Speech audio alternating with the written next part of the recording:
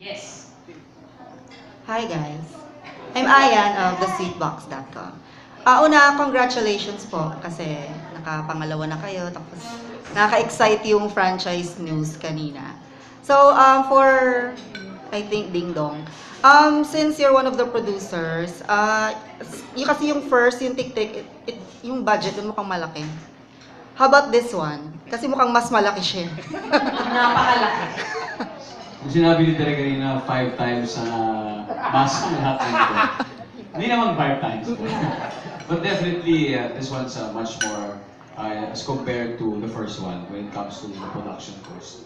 Pero, yun alam mo yun ang challenge para sa akin bilang isang actor in it and also producer. Kasi syempre, you have to wear two hats. Pero, para sa personally, kailangan may automatic shut-off ako for being a producer. Kasi otherwise, yung minsan yung creativity namin nalilimit dahil syempre, kinoconsider namin yung kailangan hindi masyadong extensive yung gastos dito sa scene na to, etc. etc. Kaya pag may mga ganong usapan, lumalayo na ako. Then para sa akin, gusto ko kung ano talagang gusto ni Direk ay masunod. Kaya ako naman, ang commitment ko naman sa kanya, when I'm in this project, 100% of the time, actor ako. And then we will deal with that later on. Siguro when it comes to trusting my partners, 100% din. Kaya kampante ako sa mga ganong klaseng decision making. That's why working with institutions such as GMA Films, especially ng reality with Dodman and Direk Eric, talagang kakaibang experience talaga, kakaibang maraming natututunan at the same time. You know, it is parang one project and one event na masabi mong milestone para sa akin because of the experience na nag-gather ko dito sa series. Ayun. And you did your own stunts. Yes. Talaga. Well, I'll be honest, may mga dalawa na hindi. May dalawa na hindi. May dalawa. Kaya na mag-determine kung alin doon. Di ba may time na nasugatan ka pa that you had to get stitches ka pa? Ewan ko lang kung tama ako. 80 million ba yung una? 80 Yung million Tik-Tik? cost or ang Yung cost, yeah. Parang may nabasa ko na. So kung mas malaki siya today, so para mabawi yung kailangan ng commercial release outside the Philippines, di po ba? Yeah. May balak po ba for that? I don't think so. Kasi we're expecting more than 1 billion ng ating returns for this year's Metro Manila Film Festival. Meaning, 8 pelikula na maghahati-hati sa napakaraming Pilipino gustong mag-enjoy sa Kapaskuhan. So, syempre, we're looking forward na maging bahagi kami doon sa mabibiyayaan ng ganitong klaseng return. Pero, more importantly, ang experience talaga ang gusto namin ma-share sa kanila. Pero syempre, mas magandang di ba? Meron ring returns. And ako, I think naman na with that amount of people entering the cinema, especially nowadays, nagiging mas madali for producers na mag-produce ng mga bagong pelikula, for filmmakers to to come up with more projects, di ba? Kasi nakikita natin na i-engage na ngayon yung audience natin at nakakatawa para sa industriya. And you compare projects with Marian since magkalaban kayo this year. Hindi, kasi nauna naman kami, meaning in the sense na 2 years ago pa namin ito pinaplano. And, alam naman niya how passionate we are dito sa series, sa franchise nito. And in fact, abangan ng mga susunod na kabanata. Ayun. My next question is for Hannah. Sorry, Mars. For Hannah, did you audition for Love is Role? Opo, nag-audition po ako sa Hanap Film. Opo. Ayun. Ano yung nakita ni Direk Eric sa'yo para ikaw yung piliin niya? Ano nga ba tali? Dapat si Direk ang sumagot. Oo nga po. Ano nga po ba tali? Well, we really had her do the emotional parts on the scenes she'll be doing. And swerte lang, when we asked her to come, Ding Dong was also there. So, we also need to see if they look good together. Diba? Malaking bagay yun kasi pag hindi nagmamatch yung dating nila sa isa't isa, walang pupuntahan So yun yung dalawang kailangan namin. And the first one, which is physical, bringing them together, we took pictures. They look good.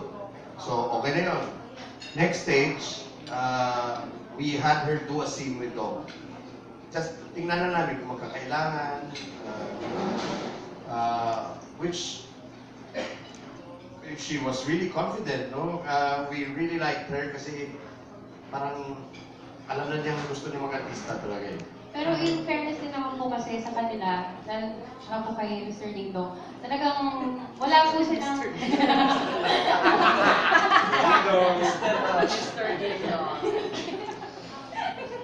Ano po, Na-conscious ako. ayun, very comfortable naman po kasi talaga silang kasama. At wala po kayong mararamdaman na pagkailang. Kasi immediately upon meeting them, mararamdaman niyo po yung kanilang effort din naman po para maging comfortable po. So, yun. Very grateful po ako na sila po yung kasama. Last na lang. Si Mr. Dingko. Ayun. Last na lang. For Direct Eric. For Direct Eric po, kasi for us vloggers, para makapag-decide kami kung ano panonoorin namin sa Film Fest, we watch the trailers. So, kinaririn niyo po ba yung pag-edit and kung ano ilalagay sa trailer para mas maengganyo ang mga tao manood? Career talaga yung trailer na yan. Kailan ko pa natin Kasi pinag-usapan teaser yung pa trailer? lang, Direct, ang haba ng teaser niyo. Oo, yung teaser na yan, one day lang dapat yan kasi hindi naman kasama sa pelikula yun eh. Okay? Umabot kami ng 3 araw sa kakashoot ng teaser na yan, dito. The trailer kasi, it's important. Ang pinaka-importante para sa amin, and it took a long while, no? We only released it kailan lang. We had several edits prior to that. Pabalik-balik kami nanonood. And the flow, inisa-isa namin kung, okay, from here, we need to see part of Tik-Tik. We wanted to introduce that this is coming from Tik-Tik. Introduce the new characters. Pero pinakamahirap sa lahat with the trailer is kung anong gusto mong maramdaman nila pag nanood sila ng movie, dapat mailagay mo, malagay mo doon eh. Di ba? Hindi naman namin sila, we never claim to be a horror film. So, ayaw namin na maging horror yung feel ng pelikula. There are parts na medyo scary, pero hindi siya all throughout horror. No? We wanted yung pagkasiraulo ng mga characters malabas, no? You have Lot, kung ano siya dyan sa trailer is exactly how she is from beginning to end of the film. Of course, you know Joey. Si Dong, we wanted to show kung gaano kaseryoso siya ngayon as a character as opposed to the first one. No? Because hindi naman pwede na as is lang lahat yung characters, di ba? May mga growth eh, especially what happens in the opening, which we're not gonna tell you, between Dong and Sonia, McCoy and Sonia going back to the city. No? Of course, we're introducing more than si Ramon, we're introducing si Jun Sabayton as somebody to watch out for in the movie. Kasi ang ganda ng role niya talaga from the very beginning. And it comes from left of field. Yung talagang walang pinanggagalingang no?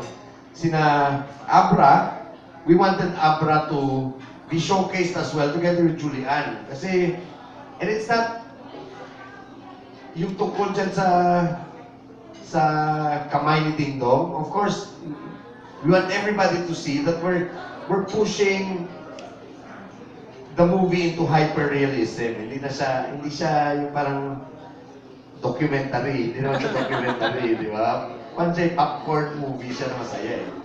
Yun. Congrats! Hindi, matanong ko naman ikaw. Ako? Kasi sabi mo, it depends on